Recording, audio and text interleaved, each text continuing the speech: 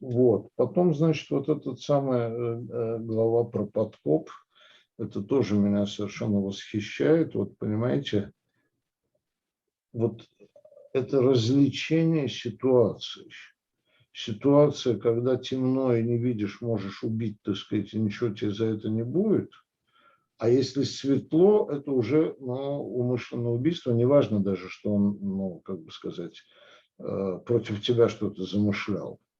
Да. Здесь уже надо вот, как бы сказать, некоторую сдержанность проявить. Опять же, понимаете, за кадром стоит ценность человеческой жизни. Даже вот этого негодяя, который что-то там злоумышляет. Понимаете? То есть, и я вот это понимаю таким образом. Не просто, так сказать, что это, что даже вот в этом злоумышляющем негодяе все-таки есть человеческое, понимаете? И может быть еще вот это вот, понимаете, человеколюбивые вот компоненты вот этого миропорядка, она, вообще говоря, она светится в каждой, так сказать, в каждой заповеди, в каждом вот уложении. Вот, это вот для меня вот всегда, я поэтому говорю, что я вот с таким, знаете, восхищением вот читаю, перечитываю, у меня всегда одно и то же чувство, вот это чувство восхищения, понимаете. Вот. Потом, значит, вот эти глава 23, 1-3 пасуки по ложные слухи, да, вот опять же, понимаете, тоже, это же тоже впервые такое мощное человеческое компонент. Не следуй за могущественным, не распространяй эти ложные слухи, разбирайся, иди, значит, копай глубже, понимаете? Это вообще говоря тоже вот не потворствуй, значит, в тяжбе, понимаете? Вот тоже вот все время какие-то моральные ориентиры заданы, значит, для правильного поведения, понимаете? И это написано 3000 лет тому назад, понимаете? Это вот, у меня, я говорю, поэтому восхищение все время, так сказать, да. Значит, следующая, значит, вещь. У меня, к сожалению, я говорю, на работе сейчас, я Плавга Тору не смог принести, она просто тяжелая, так сказать, и большая. Здесь у меня вот отмечено на 530 странице, значит, это по Плаугу, а у меня здесь компьютерная версия есть. Не притесняй пришельца. Да. Вот. И, значит, вот по суде, да, вот что там эти законы. Но не притесняй пришельца. Я бы так сказал, понимаете, вот для меня это есть, как бы сказать, законы более такие, хозяйственного толка, если угодно, да, которые регулируют жизнь в общине, в селе и так далее. И есть вот такие фундаментальные морального, так сказать, характера закона, которые вот это не притесняй пришельца, оно же для, как бы сказать, это не хозяйственные отношения, это морального плана отношения, значит, или там, значит, вот те законы, которые, так сказать, про убийство, допустим, да, это вот все они, это моральные, значит, законы, поднимающие моральный уровень народа совсем на другую ступень. И вот я говорю, это вот мое непрерывное восхищение, это вот, что это 3000 лет назад, какие установления сделаны, значит, и вот эти 3000 лет мы стараемся жить, во всяком случае, живем по этим законам.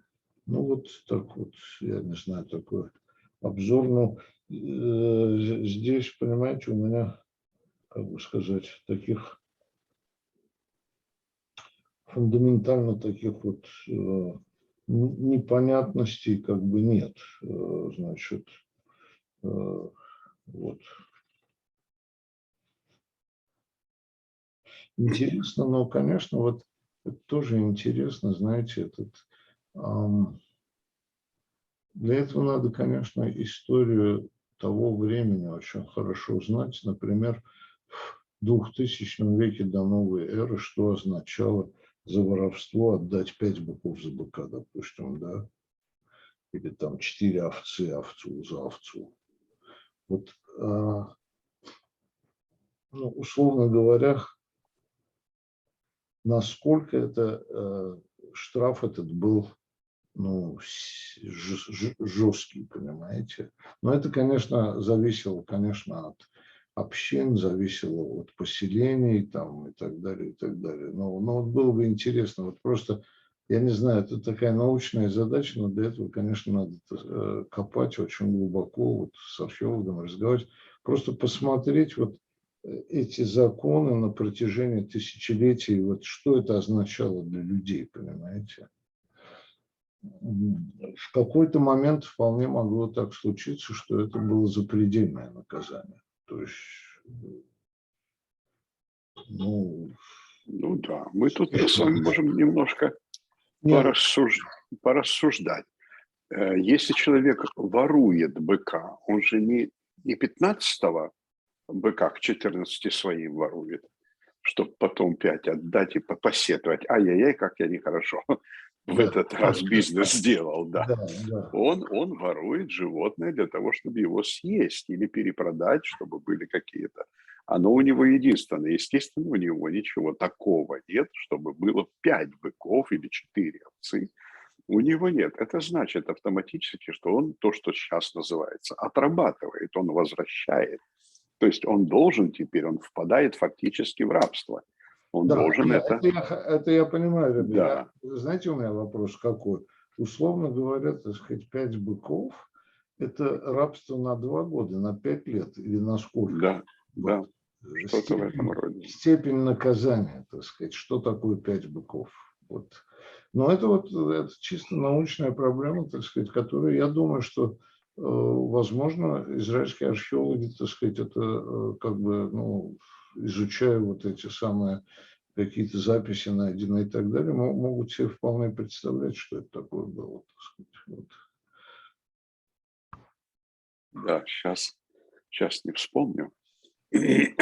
Там, когда речь шла о выкупе по ктубе за невесту, там было какое-то сравнение, с каким количеством быков или с каким количеством овец. Эти вот зузы, ну не помню, сейчас на память не вспомню сразу, сколько это в быках выкупить невесту. То есть цифры такие должны быть. Мы можем посмотреть специально, сколько что стоило. Например, сколько стоила пещера, пещера и поле Махпела, когда покупает Авраам. Все говорят, что это запредельная цена, которую называют хиттиец. Посмотрим потом и сложим вместе. Вот здесь я об этом думал, но Авраам, понимаете, не совсем, как бы сказать, характерная точка, понимаете. Он все-таки был состоятельный человек, так сказать, со всеми своими, семьей, с родом и так далее, понимаете. А вот уже в регулярной жизни, ведь вот Тора установила миропорядок, да, через какое-то время, значит, народ войдет в Израиль, и уже начнется такая оседлая, так сказать, жизнь.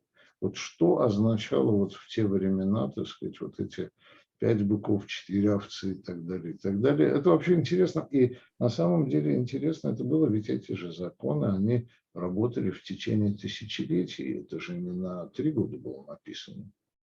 И вот что означало, так сказать, вот эти, в течение вот этих, скажем, там, я не знаю, 15 век до новой эры, 10 век, 5 век, вот как это менялось, так сказать, и что вот за кадром стояло. Возможно, вполне, допустим, при этих самых, когда греки там, значит, пришли, или римляне, возможно, это могло стать запредельной ценой, потому что, грабили там, отнимали и так далее. Ну да. Знаете? Ну да. А в спокойные времена, может быть, это было, так сказать, подъемная, я бы так сказал. Ну, мне кажется, что в большинстве случаев это как раз вот была какая-то отработка. Мы можем считать годами, сколько, вот Ну как да, вы сказали, да. 3-5 лет. Сколько это по годам? Потому что человек должен был работать, и тоже нужно выяснить точно, он должен был работать на этого человека, который украл, или он должен работать под наблюдением суда, и деньги перечислять. Вот, собственно, право, то право, это целый раздел, который нужно отдельно изучить и представить себе вот эти законы, переложить уже на, так Да. сказать, на видимую, на реальную почву. Ну, попробуем, как-нибудь в другой раз попробуем. Я Ну, посмотрю, что есть, вот какие это материалы есть на здорово. эту тему, да. Да. Но я говорю, вот здесь вот межпотим есть вот это самое несколько направлений, причем их можно тоже классифицировать, так сказать, ну вот еще раз скажу так, чисто моральные, так сказать, законы, да, там, как, значит,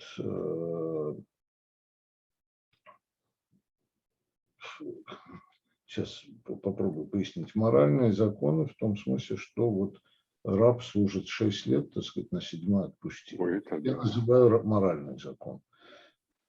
Хозяйственный закон украл, отдай быка, допустим. Да. Значит, моральный закон, допустим, ударил отца или мать, не дай бог, так сказать. Понимаете, вот я помню, по поводу ударил отца, мать, я помню, первое свое посещение, я был ребенком Третьяковки, и когда я увидел картину, это Иван Грозный убивает собственного сына, для меня это было некое потрясение, что вот отец мог убить собственного ребенка. Это на меня действительно огромное впечатление произвело. Потом вот эти моральные законы, это по поводу ложных слухов, не потворствует в тяжбе, понимаете, вот это вот некий класс установлений, которые тоже, так сказать, выводили, как бы сказать, вот мне иногда кажется, вы знаете, вот это чувство справедливости, которое нам присуще, понимаете, это вот оттуда идет на самом деле. Если в течение там 5000 лет объяснять людям, что вот нельзя потворствовать, нельзя ложные слухи распространять и так далее, это вот, ну, не надо даже 5000 лет, достаточно там 300 лет там, или 200 лет под этим жить, так сказать. И если это воспринято, то понятно, что потом это чувство справедливости, оно все время будет сидеть очень глубоко, и всякая несправедливость будет болезненно, так сказать, реагироваться на нее, да? Вот. Да, это то, что мы говорили, что часто говорим вообще, что это то неудобное, что принесли евреи в цивилизацию. Это равноправие перед законом и строгость закона. Потому что мы говорили о том, что естественное право это дикое право, оно гласит так: я сильнее, я и прав. Кто сильнее, тот и прав. И отбирать, убивать – это все право. Оно естественное, но оно право, оно закреплено. То есть ни у кого в голову, у викингов или германских племен, или там кельтов, в голову не могло прийти, что, значит, человек должен за что-то отвечать. Ну, максимум, да. Я имею в виду это вообще на войне, и захваты в том числе, и убийства в том числе, и воровство в том числе, потому что это такая цивилизация ворующая. Я думаю, что если бы вот этой компоненты не было бы, понимаете, которая благополучно перекочевала, так сказать, в христианство и в ислам, то, понимаете, если жить вот по этим законам «сильный всегда прав», то я думаю, что человечество уже уничтожило бы себя много раз, так сказать, просто. Просто, Ну, понимаете, естественный отбор шел бы не на уровне, так сказать, интеллекта, права и так далее, а на уровне, так сказать, бицепсов. да, да. Ну, я условно говорю, бицепсов, вы понимаете, да? Ну, это совсем недавно еще так и было. То есть крупный, сильный человек был князем, Ну, да, вот, да. с большими правами, только потому, что он мог победить, повести за собой еще несколько сабель. Да, это. Так вот, евреи через христианство, ислам принесли свое уважительное отношение к закону, и к закону, и к человеческой жизни вообще. То есть Да, вот в человеческой жизни вот это вот. все законы Торы, это для того, вот там написано, это для того, чтобы ты с ними жил. Вот буквально живи. Вот если ты будешь выполнять, то ты будешь жив прежде всего. Да, Потому что ты никому не принесешь вреда, чтобы он захотел тебя убить. Нарушение любого закона ведет к тому, что кто-то будет покушаться на тебя, потому что ты его обидел. Вот этого не делай, и тебя никто не будет трогать. Не всегда так, но часто. и Это еще одна действительно вещь. спасает, да. Мгм. Еще одна вещь. Мне кажется, что, понимаете, вот следование этим законам задает некий уровень моральных, так сказать, стандартов, понимаете, Да, которые поднимают человека самого. То есть он может с гордостью сказать, что вот я живу по некоторым, так сказать, вот стандартам, ну, в те времена, конечно, такие слова не произносились, но вот я живу по закону, дарованному на горе Синай, а вот ты не живешь, так сказать, понимаете, это вот возвышение в каком-то смысле, да, вот правильных людей, да, правильных в смысле, которые вот следуют этим законам, понимаете. И это же, понимаете, имеет, как бы это назвать, эволюционный такой характер, да, если я живу правильно, мои дети живут правильно, там, дети детей живут правильно, это вот все последовательно начинает укореняться в сообществе. конечно. Конечно, это самое главное. Это самое главное. А, Да, потому что это то, что мы вот на прошлой главе говорили, как раз вот, когда ИТРО мы обсуждали о том, что установление судебной системы– это основа общества. Вот даже не экономика. Общество может быть бедным. И даже не, так сказать, не военная сила. Общество может быть, так сказать, без армии. Это справедливое отношение между людьми внутри самого общества. Вот это делает народ целостным, это делает саму эту группу людей, которые объединяются по какому-то признаку, оно делает его крепким, устойчивым. Вы начали об этом говорить, когда вас удивило, что вор, если ты его убил на виду, ну, то есть был свет, ты точно знал, что он вор, то защищая свою собственность или предполагая, что он настолько злоказнен, что ради твоей собственности он будет покушаться на тебя, и вот, так сказать, превентируя его удар, то ты его убиваешь на виду, все, тебе вменяется в убийство. Тебе вменяется убийство. И если мы посмотрим, то о чем этот закон? Он о собственности? Нет. Нет. Этот закон защищает. Как мы опять-таки вот в прошлой беседе говорили. Закон, еврейский закон, призван защитить. Если вы читаете его, вам кажется, что это вмешательство. Если вы читаете какой-то закон, и вам кажется, что как, не дай бог, это разрешено. Нет, это не разрешено. Это если какой-то злодей все-таки покусился вот на такое, тогда нужно вот так и так и так сделать. Я потом приведу этот пример, который мы обсуждали уже с одной женщиной, она была в ужасе. Но нет, всегда защита. В основе закона всегда защита. И в данном случае вор, потому что если он, вернемся немножечко к этому, если вор ползет в подкопе, почему он не пришел? Если бы он пришел, просто пришел, то это воришка скорее. Это тот, кто смотрит, что плохо лежит. Ну да. Если Вот, он да, в дверь открыл, да, там в да, окошко заглянул. да, да, да. А если он делает подкоп, то это вот тот самый злоумышленный человек. Злоумышленный. Который Он роет. ничем не И вот, остановится на самом деле. да, и Раши как раз говорит, что если он уже роет, то есть он настолько злоказненный, что он предполагает, это, конечно, все предположение, но так рассматривает Галаха этот вопрос. Он предполагает, что когда он подкоп закончится, он войдет в дом, в помещение, то он будет готов на все. Он уже готов на все. Столько метров там прокопать под землей. И он будет готов к тому, чтобы ради достижения своей цели не только копать, но и убить.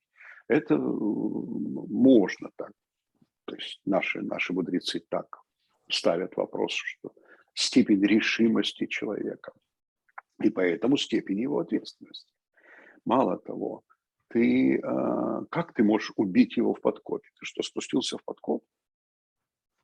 Нет, ты его убиваешь сквозь. То есть мало того, что это ночь, ты не видишь человека. И, может быть, ты берешь какую-то острую палку и бьешь, чтобы остановить его, дать ему понять, что ты слышишь его. И тогда ты пробиваешь копьем ли или еще чем-нибудь, ты пробиваешь землю до подкопа, чтобы его остановить. И тут ты его как бы случайно убиваешь.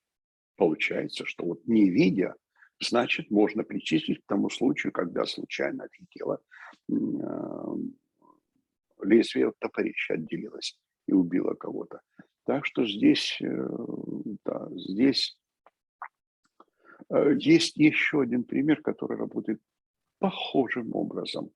Есть глава в книге Незекиин, и там написано, что если идут два горшечника Это тоже и называется. несут горшки, и первый споткнулся, упал и разбил свои горшки, и второй споткнулся об этого человека, то первый, кто упал, платит второму, потому что не кричал, не предупреждал.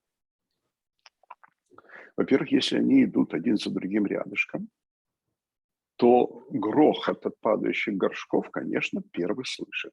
Но если между ними некое расстояние или поворот, второй не слышит, что тот упал, но спотыкается. Отсюда делаем вывод. Это было раннее утро или ночь, они шли на рынок. Потому что если, вот опять-таки, если яркий день, то я виноват, что я споткнулся. А если темно, то ты виноват, что я споткнулся, потому что не предупреждал меня. То же самое с вором.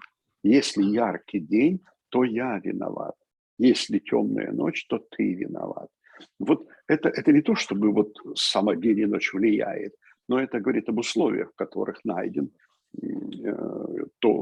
то, что приводит к вот какому-либо событию. Просто вот в этой ситуации, так сказать, ведь можно было сказать, ну, вор и вор, так сказать, убей там и не задумывайся, да? А вот нет, вот это вот именно что в непонятной ситуации это уже фактически самозащита или что-то, так сказать, а вот в понятной ситуации все-таки человеку сохрани жизнь, так сказать. Это вот. Мало того, конечно же, еврейский закон отличается от многих других, скажем так, стихийных систем законов, потому что у нас наказывается всегда только проступок. Есть много устоявшихся, привычных для нас, так сказать, чувств, когда, ну, предположим, человек рецидивист. Его раз наказали, два наказали, три наказали, и вот четвертый раз он будет жестоким. Не проступок будет наказан, а рецидив. Угу. Мы к этому привыкли. Мы знаем, что человек злоказнен, и поэтому наказываем его трехкратно, пятикратно, потому что Ну, допек, довел до ручки уже. Ну, сколько ж можно мы тебя, значит, воспитываем, а ты нет и нет. Вот еврейский закон всегда будет действовать беспристрастно. Он всегда будет наказывать. Вот если ты рецидивист, но ты украл там ягненка, вот 4 и отдашь. Не 20. Его не может суд постановить, да, что ты, да, что ты там пожизненное тебе заключение, потому что ты вор неисправимый. Точно так же и я приводил этот пример, когда, значит, вот если вдруг поймали на воровстве хорошего человека где-нибудь в деревне, там Семенович стащил сток сена у колхоза, его поймали, а он вообще-то человек хороший, его все знают, там водовоз, там еще что-нибудь. И говорят, ну, Семенович, ну как же, ну что ж ты так? Ну что, ой, черт попутал, ой, ну нет, ну простите меня. Ну ладно, иди, только ты смотри, второй раз уже не попадайся. Что произошло? Это то, что у нас тут запрещено. К бедному не проявляй сострадания настолько, что ты ему благоволишь во время суда. Да. То есть ты, если нарушил, то вот по этому нарушению ты и должен отвечать. Вот по этому нарушению. Это не важно. Первый раз с тобой случилось, там, или 10-й раз с тобой случилось. Закон есть закон. Как вы говорили, 3000 лет. Одно и то же. Беспристрастность. Не за большинством. Да, у меня. А вот у меня здесь Сейчас. вопрос возник. Да. Да. Здесь у меня вопрос возник. А представим себе, вот наверняка ведь кто-нибудь разбирал это в каких-то комментариях. Вот представим себе, поймали человека, который украл ягненка, да, овцу. Но когда его поймали, выяснилось, ну, условно говоря, пошли к нему домой, и выяснилось, что он же украл там неделю назад другую овцу, ну, условно. Ну да. У нее есть да. какая-нибудь характерная там черта, которая стала ясно, что вот эта овца принадлежит Аврааму, он тоже ее украл. Вот в этой ситуации, так сказать, предыдущий случай уже зачеркнут, потому что это было 10 дней там, или месяц назад. Нет, конечно. Или зато овцу тоже 4 овцы. Да, конечно. За каждый проступок За человек каждый должен отвечать. выявленный проступок должен... Сколько бы времени не прошло. Сколько бы времени не прошло. Там у нас был такой закон о находке. Да. Если человек нашел что-то, что можно идентифицировать, например, кошелек. Если груду денег, он может просто забрать. Вот лежат деньги. Они никак не скажут, что вот там была царапина, это моя. Это деньги, которые ходят и не имеют лица. То есть ходят по рукам и не имеют лица. Но вот кошелек, он вышитый, он с таким-то шнурочком, с таким-то камешком. Человек обязан в той местности, где он нашел, обязан заявить, что он нашел. Да, это мог случайный человек проезжать и уронить его. Не местные. Местные все сказали, нет, мы не знаем. Он обязан месяц держать его у себя. Потому что тот, кто ехал в том направлении, может вернуться обратно и спросить, не находил ли кто-нибудь. Это не важно там сколько. Через месяц, если уже никто так сказать, не объявился, тогда он может забрать его себе. Это его теперь собственность. Поэтому вот мы знаем какие-то такие перерывы во времени, когда можно, так сказать, срок давности есть или нет в том или ином случае. Я не знаю, как насчет овцы. Предположим, что он украл ягненка, пришли к нему домой и нашли шкуру овцы с меткой. Они же ставили тавро. Да, с меткой какого-то человека, который пропал год назад. Не знаю, я пока с этим не сталкивался. Ну, специальной юриспруденцией я не занимался. Это вообще интересный вопрос. У меня тоже, вот как вы ответили, у меня тоже, так сказать, внутреннее убеждение, что где-то в комментариях в Талмуде, возможно, об этом открытым текстом написано, что действительно мы смотрим проступки. Срок давности не работает, так сказать. И надо посмотреть по сроку давности, а то, что мы смотрим проступки, это 100%. Да. Я Срок помню, давности, я, конечно, сказал, что не работает, но если это нашли шкуру, которая там была там, 5 лет назад, может быть, там и могут и не обратить внимания, так сказать. Но если это там типа месяц назад пропало и выяснилось, то я думаю, что оно 100% работает. ну, именно так и работали талмудисты, и Танаи, и Амараи работали именно так. То есть они смотрели, насколько справедливо наказание, если прошло столько или столько времени. У нас есть с вами, когда один человек ударил человека, и тот не умер, то как считать? А умер он через 2 дня. Вот как считать? Нет, в убийстве не обвинен. То есть вот эти срок давности 2 дня, то есть человек жил 2 дня, то есть выжил 1 день и на следующий только умер, уже считается, что это что не обязательно побои послужили причиной. Да, Ну вот вот так вот. это еще тоже есть вот эта проблема, что мало ли что там потом произошло, так сказать. Ну да, Это все-таки 2 дня. да. Мало того, ну, предположим, это исходя из вот таких вещей, люди все-таки стараются жизнь-то сохранить. Наши судьи стараются жизнь сохранить. И предположим, что человек, ну, охромел после побоев, он охромел, и у него все в порядке, но в течение дня он ходил, нога подвернулась, и он ударился и нанес себе травму, там, несовместимую с жизнью. Что послужило? Его хромота косвенно послужила тому, что он умер, но не побои послужили тому, что он умер, я имею в виду не от них, они Да, не да. послужили явной причиной. Это очень трудно, но вы помните, мы часто эту цитату приводим о том, что Сангедрин смертные приговоры выводил, приводил, или слово забыл, Выносил. выносил, да, выносил, Да. выводил, выносил. Смертный приговор выносил только Сангедрин. Бейдин этим не занимался. Это надо было 70 старейшин, 71 человек, чтобы вынести такой приговор.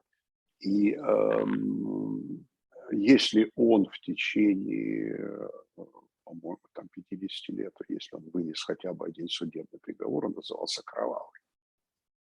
Вот я вот по этому поводу как раз еще вот тоже я говорил об этом уже, что вот смотрите, это впервые вот ценность отдельно взятой человеческой жизни, именно отдельно взятой, так сказать, независимо ни от чего, ни состояния, ничего, а именно вот подчеркивается ценность отдельно взятой человеческой жизни. Причем даже в той ситуации, когда этот человек вообще может быть и плохой человек, так сказать.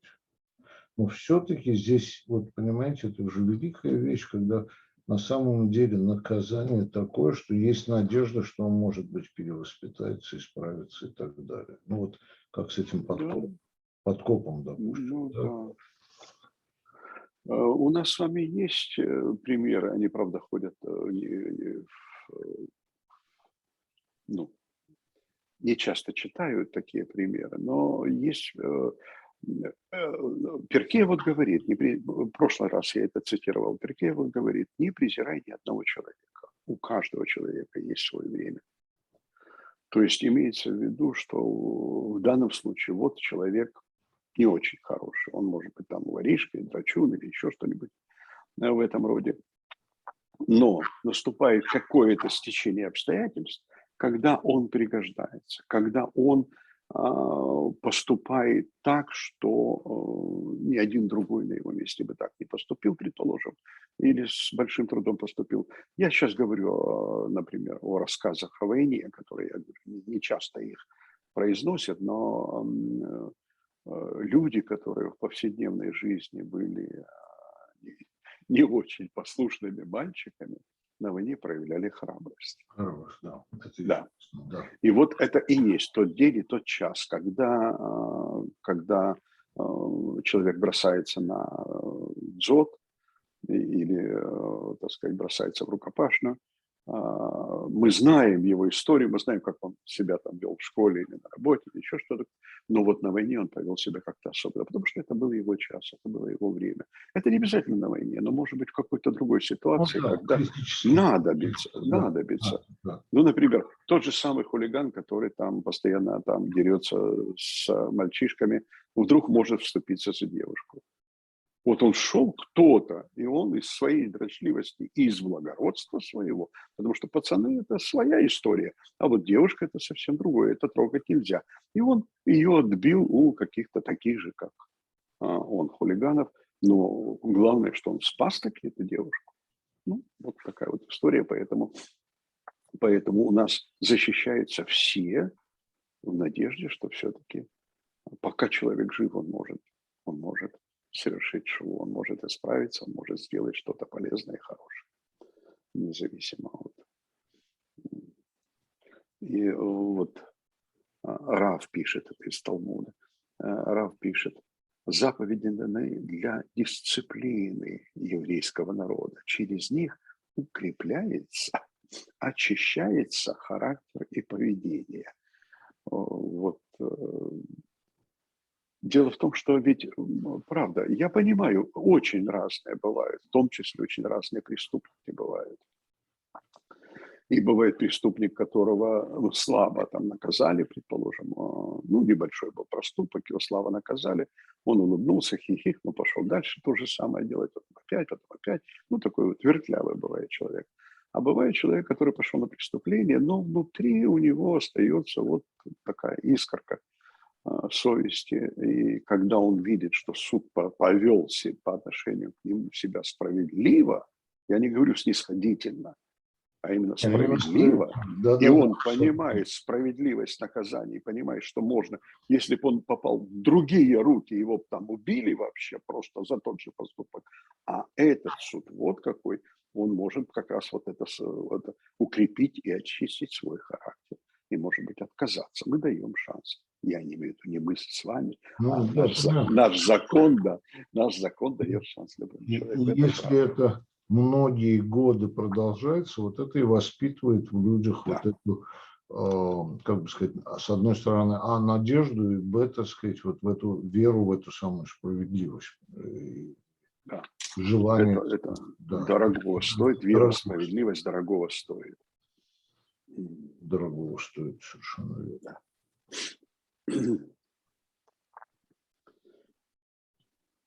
Мне понравилось. По-разному говорят о наших законах. Я имею в виду, говорю, что цель, сама цель этих законов. Вот чаще всего говорят, Маймонид говорит, вообще откровенно, вот, например, как Рав, это то, что для очищения, для укрепления характера.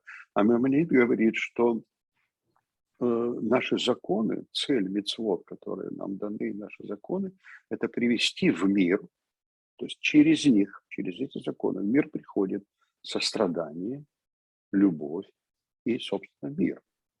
Вот законы для этого. Маймонид их так рассматривает, В как, общем, это тоже такое вот стратегическое видение законов. конечно, Он абсолютно прав. Вообще, да, Раши и Маймонид как раз это самое. Вот те двое, которые, так сказать, у меня всегда вызывают восхищение, да. Значит, да, это правильно. Вот если стратегическое понимать, вот, что это на длительном периоде времени, к чему это приводит, вот к этому и приводит, конечно.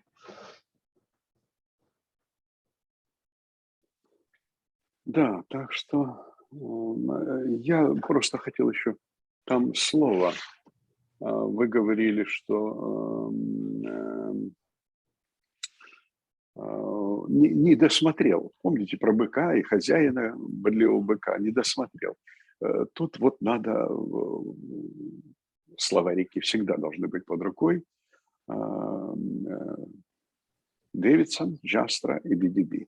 Это просто помогает. Переводы-то все. В вашем случае был не досмотрел, в моем случае не уследил. Вот в моем переводе было. А там написано слово «лё шомрену», по-моему, шомрену. То есть там корень шомер. Я сейчас не найду.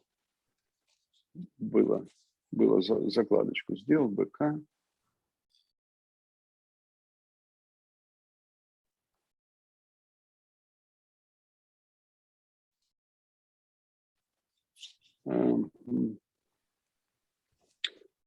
Лё ишмерану. Лё ишмерену. Лё ишмерену. Слово шамор, мы его знаем как шмират шаббат, соблюдение субботы. Мы же его не переводим усмотрение субботы или досмотр субботы. Мы переводим как соблюдение. То есть шомер – это вообще охранник. Город Шомрон – это хорошо охраняемый город. И вот охранять, человек должен охранять своего быка. Не присматривать просто за ним, а именно охранять. И вот охрана предполагается, это привязывание, это забор, вот когда охрана. И тут вот не по недосмотру, а по недоохрану. То есть ты не позаботился, не сделал все, чтобы он не вышел за пределы вот того, где он там находится. Да, вот это как раз я и подчеркивал, что здесь вот очень четко определяется, что это не по недосмотру, а начинается с чего, что бык бодлив. Это что означает, что он вот это вот в этом смысле вот это охранение со стороны хозяина должно быть, ну, условно говоря, в 2 раза больше, чем надо, потому что, так сказать, вот уже проявлено себя, так сказать. Если, не дай бог, что-то произошло, то тут вина четко определена, так сказать, и хозяина, и быка. Я хотел особенно остановиться, мне понравилось то, что вы обратили на это внимание. Не верь ложному слуху. Угу. Вы представляете, вот 3000 лет назад написано: не верь ложному слуху, Да. не оказывай поддержки нечестивому. А теперь отвлечемся и придем вот сейчас и в наш интернет. В нашем, простите, в наш интернет. В интернет, да. Я вчера только смотрел новости и увидел английского, по-моему, английского журналиста, который в окопе пригибается и шепотом говорит в камеру. Он нехороший человек. Военных действий нет. Он ведет себя так, как будто пули свистят, как будто разрывы снарядов вокруг. Он играет на камеру, показывая, что идет полноценная война между Россией и Украиной. Полноценная. Потом я смотрю на него прямо как кадр с фильма. Но это же ложный слух. Это ложный слух. И сколько людей смотрят на него и верят ему. Даже не наши. Наши это знают. И Украина знает, что войны нет. Там в Киеве ходят люди на работу и в институт, и все учатся, все в порядке идет. И наши знают, потому что живут там рядом с границей, и ничего там такого не происходит. Все знают, и в то же время ложные слухи, просто битком набит интернет. А у нас заповедь, это не просто так, это заповедь. Не верь ложному слуху. Вы знаете, ребята, это вот тоже вот вы абсолютно правильно обратили на это внимание. Дело в том, что вот буквально несколько дней тоже назад была, значит, статья о том, что Facebook полон фейковых, так сказать, новостей, и что вообще говорят, что это надо уже как-то вот разбираться с этим. Ведь реально, понимаете, вот эти ложные слухи могут спровоцировать ситуацию. Именно так. И вообще говоря, вы знаете, в теории игр еще очень давно, я как раз вот буквально это вчера вот эту ситуацию вспоминал по другому поводу, была, так сказать, модель сделана о возникновении войны из-за вот непонимание того, что делает противник, понимаете? А это там начинается усиление, так сказать, реакции, понимаете? Я не понимаю, я жду худшего, я усиливаю реакции. Противник это видит, усиливает реакции. И так вот, как говорится, дело за делом, слово за словом нажимается кнопка в какой-то момент, понимаете? А теперь вот я как раз по этому поводу, так сказать, вот вчера или вчера это было, я вот рассказывал, что мы живем в гораздо более неопределенном мире, понимаете, потому что вот раньше как было, были две супердержавы, да, вот Карибский кризис, когда дошло до точки, созвонились, вроде бы, так сказать, разошлись. Сегодня, во-первых, уже несколько супердержав.